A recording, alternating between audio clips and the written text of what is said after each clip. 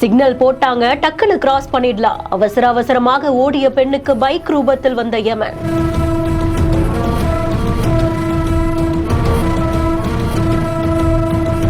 சிக்னல்ல கொஞ்ச நேரம் நிக்க முடியாத அளவுக்கு அப்படி என்ன அவசரம்? மனசாட்சியே இல்லாமல் விபத்தை ஏற்படுத்தி அங்கிருந்து தப்பித்த ஓட்டுநர்.